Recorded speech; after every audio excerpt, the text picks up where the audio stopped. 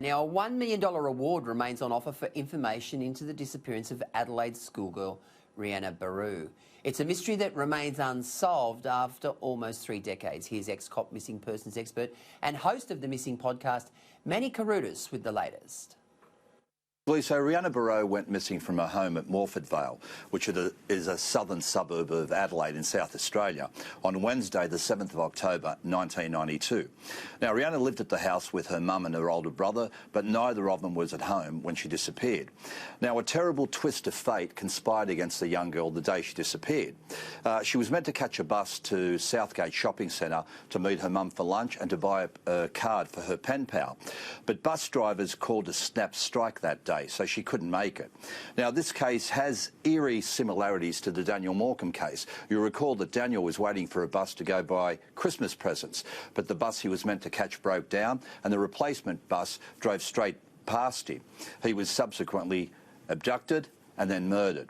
Now, unable to meet her mum, Rihanna decided to walk to Raynella News Agency. Now, that was about a 2-kilometre round trip. Now, witnesses saw her at 10:30 a.m.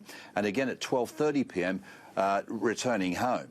Now, at 4 p.m. when her mum got home, she found the house empty. Now, the TV was on, the front door was locked, there were some records on the floor that she'd been listening to, and the card that she had bought for her pen pal was on the dining room table.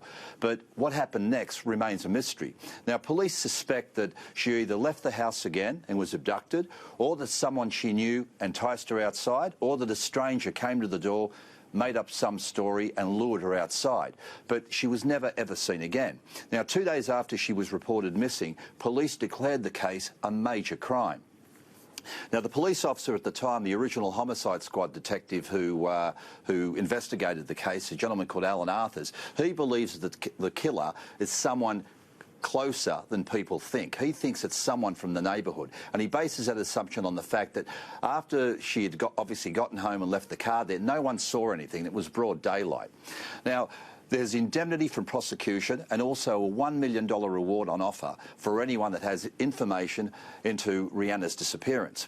Now, if Rihanna was alive today, she'd be 40 years old. At the time she disappeared, she had long blonde hair, hazel eyes and a fair complexion. So if you have any information about the disappearance of Rihanna Baru, please call Crime Stoppers on 1800 333 000. Now, of course, Adelaide has this horrendous reputation for these types of disappearance and murders, Meni.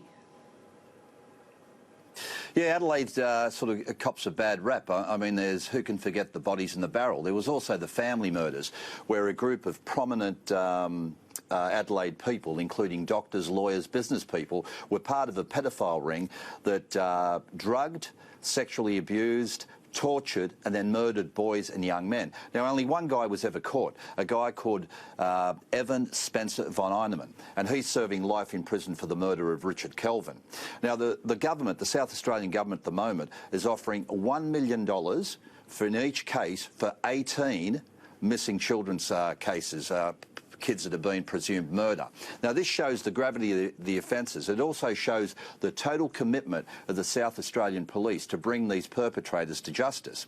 Now, the rewards are for information that leads to the arrest and conviction of anyone, or for information that leads to the recovery of victims' remains, because it's very important that families have their loved ones' remains returned so they can bury them and they have somewhere to go and pay their respects. Now, as I've said many times before, Gleeson, someone somewhere knows something. So hopefully, if you do know something, you know, it doesn't matter that you've kept it a secret for all these years. I mean, unless you were directly involved in the crime, I mean, please go to police and tell them what you know.